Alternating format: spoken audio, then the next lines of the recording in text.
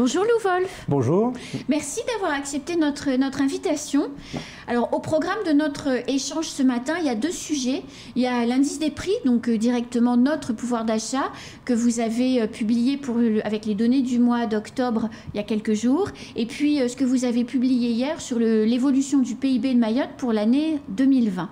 Alors, avant qu'on parle du PIB, moi, je voudrais qu'on parle du pouvoir d'achat parce que c'est quand même un sujet de préoccupation pour l'ensemble d'entre nous aujourd'hui. Lou Wolff, comment on construit un indice des prix? C'est comment on arrive à dire c'est plus 5% sur 12 mois pour l'ensemble des prix et c'est plus 10,6% sur l'ensemble des prix de l'alimentation sur 12 mois. Alors la construction de l'indice des prix à Mayotte, mais comme dans le reste du territoire français, c'est maintenant une méthodologie tout à fait similaire. Mayotte a rejoint depuis maintenant plusieurs années le cadre national et international, je dirais, puisque c'est aussi une opération qui est coordonnée au niveau européen, voire mondial, puisque ce sont des indicateurs qui servent aux politiques publiques à la fois nationales et internationales. Donc comment on fait? Tout au long de l'année, on collecte des prix dans les marchés, dans les enseignes, les petites enseignes, les grandes enseignes. Donc il y a un échantillon qui est fait de produits qu'on peut acheter, qui vont des biens matériels, du poisson, l'alimentation, on va en parler, les couches, les produits pour bébés, voilà, mais aussi les services, et donc le coût des services, services d'assurance, téléphonie, etc. Et aussi le coût du logement qui est pris en compte dans cet indice des prix. À Mayotte, c'est 36 000 prix qui sont collectés tous les ans, tout au long de l'année, environ 3 000 prix par mois, et qui servent à constituer cet indice des prix. Et comment vous collectez 3 000 prix par mois? Eh ben, on a un réseau d'enquêteurs de l'INSEE qui travaillent non seulement sur des enquêtes de l'INSEE, mais qui travaillent aussi donc, sur les prix et qui, tout au long de l'année, une partie de leur activité, c'est d'aller dans les magasins. D'ailleurs, les personnes qui tiennent les magasins nous connaissent bien parce qu'à chaque fois on se présente. Parfois, certains ne sont pas forcément contents de notre arrivée parce qu'ils ont le sentiment que ça donne une publicité à une politique de prix, etc. Mais on les convainc, on leur explique que c'est nécessaire pour l'information publique. Ils sont obligés d'accepter vos enquêteurs ou ils peuvent les virer? Oui, ils sont obligés, ça fait partie, obligés, c'est-à-dire que ça fait partie des nécessités citoyennes qu'on puisse collecter ces prix. D'accord. Après, ça arrive presque jamais, mais on n'expose pas non plus nos enquêteurs à trop de risques. Si quelqu'un est vraiment trop agressif, on le notera et on fera ce qu'il faut, mais on n'insiste pas. Dans un second temps. Ok, voilà. Je comprends. Mais du coup, après c'est une collecte assez inoffensive en réalité, puisqu'il s'agit vraiment d'aller dans les rayons qu'on voit là, et puis l'enquêteur a une liste de biens définis, des tomates au kilo, etc. Et c'est toujours les mêmes de mois en mois, et c'est les mêmes à Mayotte, c'est les mêmes à La Réunion, c'est les mêmes dans l'Hexagone. Alors les mêmes, on ne mange pas pareil ici, on a d'autres produits, donc il y a aussi un enrichissement de cette base avec des produits locaux. Voilà. Mais c'est une méthodologie qui est vraiment en fait au niveau national et c'est ça qui permet aussi, comme on va en parler, de la comparaison entre l'évolution des prix à Mayotte, l'évolution des prix dans l'Hexagone, à La Réunion ou dans les autres DOM. Et aussi avec nos voisins malgaches, comoriens, voilà. Ça a du sens pour nous de le faire ici. Oui. Alors les chiffres que vous avez publiés il y a quelques jours là pour les données du mois d'octobre, on ne peut pas dire que ce soit hyper réjouissant puisqu'on est à 10,6% d'augmentation des prix de l'alimentation sur une année. Oui. Alors c'est vrai que c'est énorme, mais le ressenti des gens quand ils vont dans les supermarchés, c'est que ça a presque fait x2 les prix. Oui. Alors voilà, on publie tous les mois l'actualisation de ces chiffres. Donc c'est vraiment une publication mensuelle, librement téléchargeable par tous ceux et toutes celles qui sont intéressés par ces questions. Oui, alors on note une inflation moyenne de 5% du mois d'octobre 2022 par rapport au mois d'octobre 2021 à Mayotte. Soit un petit peu moins que ce qu'on observe en métropole. Qui est à 6,2%. Pardon. Un peu moins, alors notamment lié au fait que les prix de l'énergie ont été un peu modérés ici à Mayotte avec les ristournes. Parce que les prix sont régulés. Voilà, les prix sont régulés et il y a eu des ristournes.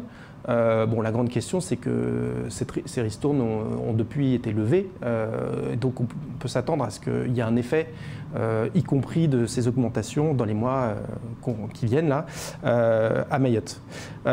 Et vous l'avez dit, un des faits marquants, c'est effectivement l'augmentation des prix de l'alimentation, hein, qui est fort à Mayotte. 10,6%.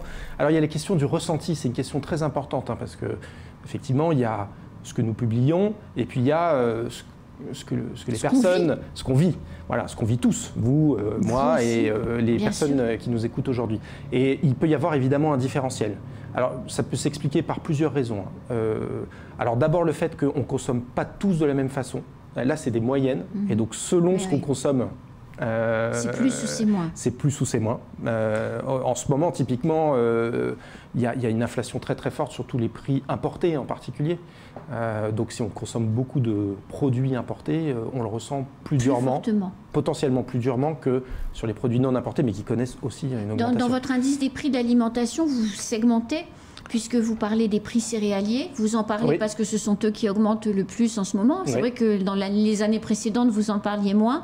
Du coup, les augmentations de la viande, puisque souvent les animaux mangent des produits céréaliers, donc forcément le prix de revient au kilo de la viande est plus élevé.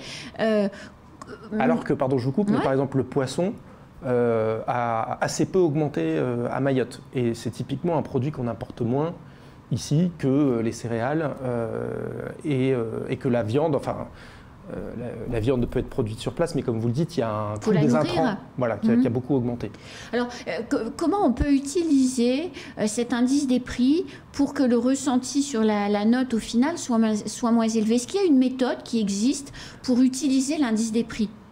Utiliser cette... c'est-à-dire, je change les courses que j'achète parce que j'ai lu en fait que ce qui était en train d'augmenter et ce qui allait augmenter demain, c'était par exemple les produits céréaliers. Donc, est-ce qu'il y a des manières de faire pour s'inspirer de vos données pour garder plus de pouvoir d'achat en réalité? Alors, c'est une piste intéressante. Alors, c'est ce qu'on disait un petit peu en aparté avant le début de l'antenne. C'est vrai que ces publications-là, aujourd'hui, on suscite un intérêt beaucoup plus fort que dans les années qui précédaient, parce qu'il y a une actualité extrêmement forte de l'inflation. Évidemment. Donc, je pense que je pense qu'on est à un moment où tout le monde s'interroge un petit peu sur la façon de réagir face à ces augmentations de prix. Donc, la question est posée. Il y a un enjeu, je pense, assez manifeste de la souveraineté des territoires, souveraineté alimentaire, qui est vraiment mis en exergue par l'actualité. Alors, peut-être que quand les choses reviendront à la normale, entre guillemets, on se posera moins la question et de nouveau les marchés mondiaux alimenteront les territoires, etc. Mais aujourd'hui que cette mécanique est un peu bloquée, on voit bien la fragilité pour certains territoires de ne pas disposer d'un certain nombre de ressources en propre pour faire face à une pénurie en fait, qui est en train d'apparaître sur certaines denrées. Alors, vous avez publié hier, et c'est aussi une donnée importante qui complète finalement cet indice des prix, et on se l'est dit à plusieurs reprises, on est une petite île de 374 km², on parle de coopération régionale, on s'inscrit aussi dans une réalité régionale où nos voisins sont moins riches que nous, à l'exception évidemment de la Réunion et de l'île Maurice, dont le PIB est à 1000 € près, le même que le nôtre. Vous publiez donc hier le PIB pour l'année 2020. Alors, on est fin 2022. Pourquoi juste 2020 ? C'est parce que alors vous voyez que sur les prix, on est beaucoup plus réactif, puisqu'on publie octobre. Sur le PIB, c'est un exercice assez compliqué et long parce qu'il s'agit de rapprocher tout un ensemble de données économiques, de consommation des entreprises, des administrations, des ménages, etc., de les rassembler, de les mettre en cohérence à la fois à Mayotte et à Mayotte par rapport au reste de la France. Donc c'est un long travail et puis certaines données nous parviennent finalement assez tardivement. Donc il y a un effet décalage qui est effectivement assez long, mais qu'on a beaucoup de mal à raccourcir. Et donc on a cette publication 2020 à Mayotte. Ah oui, et puis une dernière chose, c'est il nous manque on pourrait être plus réactif. On pourra être plus réactif quand on aura des données, certaines données administratives qui nous manquent ici à Mayotte et qui mettent particulièrement du temps à remonter. Par exemple, les données sur l'emploi. Les données, les DADS ou maintenant les DSN, qui sont faites mensuellement maintenant. Qui sont faites mensuellement, qui sont en train de s'organiser ici sur le territoire, qui sont de plus en plus structurées, mais qui n'ont pas un niveau de qualité aujourd'hui suffisant pour qu'on puisse les intégrer. Quand on aura ces éléments, c'est très précieux parce qu'on les a de façon très rapprochée et ça alimentera du coup notre travail sur les comptes et permettra d'avoir ce qu'on appelle des comptes rapides. Et je rappelle que la DSN est obligatoire à Mayotte que depuis le début de cette année. Mais oui. Donc forcément, ça justifie et ça explique aussi ce décalage. C'est ça. Alors, le PIB pour 2020, il est de combien? Alors, en euros. En euros. 9 920, je crois. 9 900 euros par habitant ici à Mayotte en 2020. Donc c'est en augmentation. C'est en augmentation. Alors plusieurs effectivement constats. D'abord le fait que c'est un PIB qui est assez nettement supérieur au PIB des pays avoisinants, Madagascar, Comores. Et on le voit derrière. Hein, c'était ce que je voulais. La question que je voulais vous poser, Lou Wolf. On est à 9 000, l'île Maurice est à 8 000, quand la Réunion est à plus de 15 000, quelque chose comme ça. Donc on voit bien les disparités, c'est-à-dire Mayotte reste le département le plus pauvre de France. Il faut voilà, et assez loin. Il ne faut pas nier cette réalité. Non. Mais par rapport à l'Union des Comores ou par rapport à Madagascar, où je crois à 594 € le PIB à Madagascar et à peu près 1500 du côté de 1800 à peu près du côté des Comores. Ouais. Est-ce que finalement notre richesse relative par rapport au reste de notre pays n'est pas un appel d'air pour l'immigration clandestine, pour une désorganisation régionale? Alors, oui, hein, je voudrais juste qu'on s'arrête un petit peu sur ce constat parce qu'il est important. Oui. Effectivement, les indicateurs économiques, notamment le PIB, est supérieur à Mayotte, aux pays avoisinants comme en Madagascar. Il est nettement inférieur aux autres régions françaises, y compris la Réunion. Et il est en progression. C'est l'autre fait important. Y compris dans une année difficile. Puisque 2020, il y a quand même eu 6 mois de blackout. Hein, voilà. Quand même. Y compris en 2020, qui a été une année difficile, le PIB à Mayotte par habitant a progressé. C'est beaucoup le fait des administrations, de l'activité des administrations, qui s'est beaucoup développée toutes ces dernières années et qui génère une activité économique qui se traduit du coup dans le PIB. Et d'ailleurs, dans les chiffres que dans les explications que vous donnez, dans les consommations des administrations publiques, vous parlez évidemment des fonctionnaires, hein, évidemment. Oui. Vous parlez également de la commande publique, mais vous parlez également des associations caritatives qui vivent sur fonds publics et qui alimentent aussi beaucoup l'activité économique. Absolument. Pourquoi est-ce que c'est si important? Parce qu'on a l'impression qu'il n'y en a pas tant que ça, à part Mnési Maoré. Nous, ce qu'on voit, c'est qu'économiquement, on voit des flux. On voit des financements et on voit une activité économique liée aux associations. Peut-être que l'impression qu'on en voit pas assez vient du fait que les enjeux sont démultipliés à Mayotte et que malgré ces flux, c'est plus ce qu'il faudrait faire. Hein. C'est peut-être ce sentiment-là, ce décalage qui apparaît, mais en tout cas, ce qui soutient beaucoup la progression du produit intérieur brut mahorais, c'est les administrations publiques. Mais le deuxième message, quand même, qu'il faut retenir aussi, c'est que la partie privée, les entreprises mahoraises, sont aussi en progression. C'est-à-dire que ce n'est pas un développement qui se fait uniquement sur cette face publique. On voit un développement du tissu économique privé à Mayotte. C'est pas extrêmement rapide, c'est sans doute là aussi pas autant que ce qu'on pourrait souhaiter, mais ça progresse. Les entreprises mahoraises sont de plus en plus nombreuses, l'activité économique se développe. Alors, s'il se passait un drame du côté de la commande publique, parce que les entreprises, elles se créent aussi parce qu'il y a de la commande publique, c'est une espèce de cercle vertueux, c'est-à-dire il y a de l'argent qui est mis sur la table par l'État et aussi le conseil départemental et les collectivités dans des marchés pour acheter un certain nombre de choses. Oui. Il y a des entreprises qui se créent pour répondre à ce besoin. Si on coupe le robinet de la commande publique, il se passe quoi pour Mayotte ? Alors, j'aurais du mal à répondre à cette question parce qu'il faudrait qu'on regarde plus précisément ce qu'on n'a pas pu faire là, dans cette activité privée, la part de la commande publique. Mais, enfin, sans pouvoir répondre très précisément, il ne faut quand même pas imaginer non plus que le secteur privé est complètement dépendant du public. Il y a une demande intérieure, oui. Il y a une population mahoraise qui est jeune, qui a des besoins, qui mange, qui habite, qui téléphone, et tout ça, qui vivent, et une population en plus numériquement en développement, de plus en plus nombreuse, et tout ça, en fait, sont des mécanismes qui tirent l'activité économique.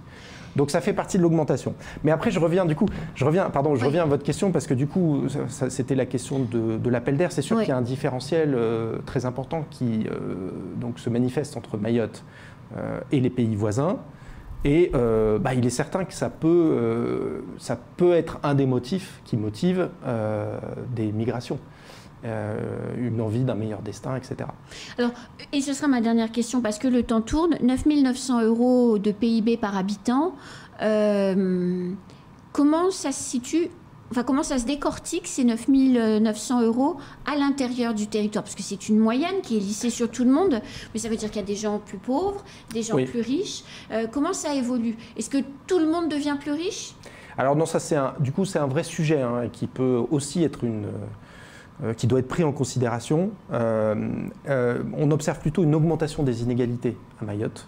Donc, message positif, le PIB augmente. Oui. Message beaucoup moins positif, les inégalités, les écarts entre les plus pauvres et les plus aisés à Mayotte a tendance à augmenter. Comme un peu en métropole, c'est le prix à payer du développement peut-être? Non, plus fort à Mayotte. Plus fort à Mayotte qu'ailleurs. Pourquoi? Alors, pourquoi je n'ai pas de réponse très claire à apporter à cette question-là. Il faudrait creuser. Certainement, les conditions de vie des personnes en situation irrégulière, qui sont, souvent très précaires. Et le fait que les trajectoires d'insertion de ces personnes-là ne sont pas toujours dans le bon sens et que, du coup, leurs conditions ne s'améliorent pas, voire peut se dégrader. Donc il y a un vrai enjeu de politique publique, je dirais, à prendre cette question à bras-le-corps et à la résoudre, parce que c'est bien d'avoir un PIB qui augmente, mais s'il n'y a pas une distribution de la richesse, entre guillemets, même si le PIB ne résume pas tous les enjeux de la vie, mais il faut que cette augmentation bénéficie assez largement à la population. Et si c'est corrélé à une augmentation des inégalités, ça peut vite être insoutenable. Merci beaucoup, Lou Wolff.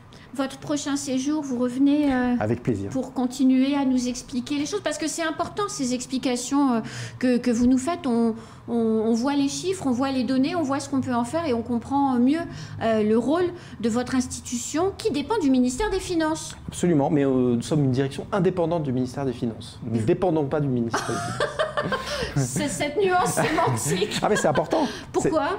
Eh ben justement pour garantir l'indépendance de ce que nous produisons. C'est-à-dire que si je peux aujourd'hui venir vous présenter tous ces constats et les présenter de la façon la plus factuelle possible, il faut que nous puissions le faire sans devoir en référer à des autorités politiques. C'est dit, et c'est important de le dire. Voilà. Merci beaucoup, à bientôt. Merci à vous. Passez de bonnes fêtes de fin d'année, puisqu'on ne se reverra pas avant janvier. Peut-être pas, non, merci. À vous aussi. C'est la fin de ce temps de parole. Tout de suite, la suite de nos programmes.